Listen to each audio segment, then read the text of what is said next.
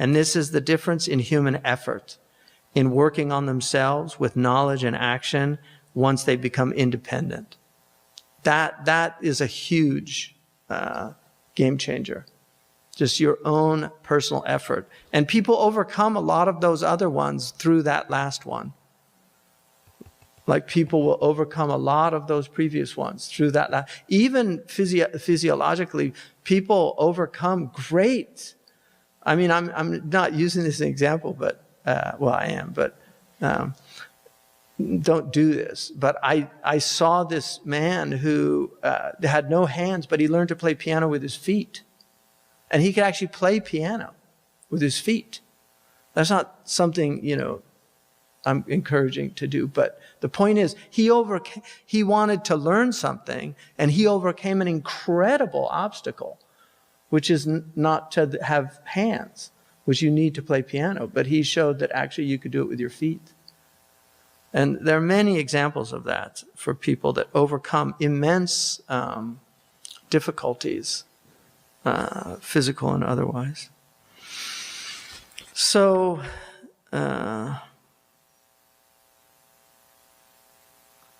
amazing.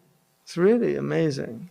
This is, one thing I'll do this and then I'm going to go to the last section. This is about this idea of just inheriting problems and the effects of your society on you. So the Quran says, وَاتَّقُوا فِتْنَةً لَا تُصِيبَنَّ الَّذِينَ ظَلَمُوا مِنكُمْ خَاصَّةً وَاعْلَمُوا أَنَّ اللَّهَ شَدِيدُ الْعِقَابِ. Guard yourself against fitan. And the Prophet ﷺ said, as-sa'id man junnib al-fitan. The real felicitous one is the one who is protected from fitan. So fitna is a comprehensive word. There's a Greek term for it, which is called stasis. And Aristotle deals a lot with this in the Politics on stasis, which is, he considered it in the way that the body gets ill, societies get ill. So just as you have physical illnesses, societies also have illnesses. And so fitna is a social ill. And the Prophet ﷺ said that, reported to have said that fitna is sleeping. Al-fitnatu na'imatun. So may God curse the one who wakes up the fitna. So it's very easy to excite people. It's very easy to create fitna because people are very susceptible to it. And so there's people that do this. So we're being told to guard ourselves against fitna that doesn't just afflict those who oppress amongst us. And know that Allah is, وَاعْلَمُوا أَنَّ Allah شَدِيدُ الْعِقَابِ, that He is fierce in retribution. God is fierce in retribution.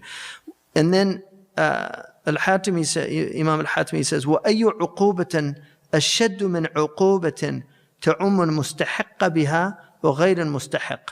And which punishment is greater than the punishment that afflicts the one who deserves it and the one who doesn't deserve it? وَالظَّالِمَ وَغَيْرَ الظَّالِمِ, the oppressor and the one not oppressing. وَالْبَرِيءَ وَالْفَاعِلِ, the innocent one and the one who perpetrated it. وَهِيَ هَذِهِ الْحُدُودِ الدُّنْيَوِيَّةِ لِأَنَّهَا دَارُ امْتِزَاجٍ وَنُطْفَةٍ أَمْشَاجٍ. This is the nature of the worldly abode that we are in. It is a mixed abode from a nutfa amshaj. فَتَعُمُّ عُقُوبَتُهَا لِعَدَمِ التَّمْيِيزِ. The reason that it afflicts everyone is because it's a non-discriminatory abode. When the hurricane comes, it doesn't discriminate. When the earthquake comes, so we're in a non-discriminatory abode. The fire gets the whole building. And then he says, but he says, but the akhirah, right? وحدود الآخرة ليست كذلك فإنها دار تمييز فلا تصيب العقوبة إلا أهلها فلو أنها على غير مثال سبق كما أن نشأة الدنيا على غير مثال سبق وهو قوله ولقد علمتم النشأة الأولى فلولا تذكرون. So he's saying the afterlife is a discriminatory abode. Only the guilty are afflicted in the afterlife, not the innocent. So this is a really important point. And then he says,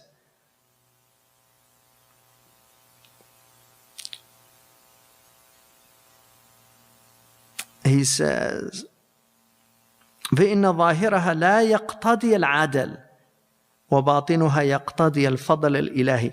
The outward of this world does not compel us to see it as just outwardly, but the divine grace is everywhere, and it reveals itself in the afterlife.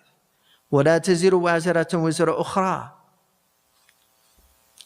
No soul bears the sins of another soul.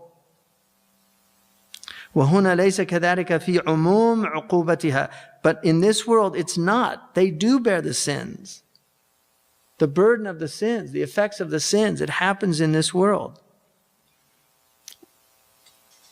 But, now listen, this is what's really important. ولكن ما هي في البريء عقوبة وإنما هي فتنة. It's not a punishment for the innocent. It's a fitna. وفي الظالم عقوبة. But for the oppressor, it's a punishment. لأنها يستحقه الكفار. Because they deserve it. And this is why Allah says, وَلَا تَرْكَنُوا إِلَى الَّذِينَ ظَلَمُوا فَتَمَسَّكُمُ النَّارِ. Don't incline towards those who oppress, or you will get afflicted by the fire. وَالنَّبِي جَعَلَ مَوْلَى الْقَوْمِ مِنْهُمْ فِي الْحُكْمِ وَمَا هُوَ مِنْهُمْ فِي نَفْسِ الْأَمْرِ. So the Prophet said that the mawla of a people, right, the servant of a people is from them, even though in reality they're not. They have the hukm, but in reality they're not. So you can have the hukm of the people that were punished in the world, but in reality you're not one of them. Right? So the adhab can come to a people, but they're innocent among them. وَجَعَلَ اللَّهُ مِمَّنْ عَمْرَهُ بِفَضْلِهِ وَلَمْ يَطُبْ بِوَاجِبِ حَقِّهِ إِذَا قَالَ اللَّهُ فِي حَقِّ مَنْ اصْطَفَاهُ مِنْ عِبَادِهِ فَمِنْهُمْ ظَالِمٌ لِنَفْسِهِ. So may He make us amongst those who warrant His grace and not those who warrant His punishment. Because He said there are among us people who oppress themselves. حيث حصل الأمان وهذا ظلم المصطفين من عباد الله لا ظلم يتعدى الحدود الإلهية. This is the oppression of the chosen from His servants, not those who actually break the boundaries of God. فإنهم ومن يتعدى حدود الله فقد ظلم نفسه.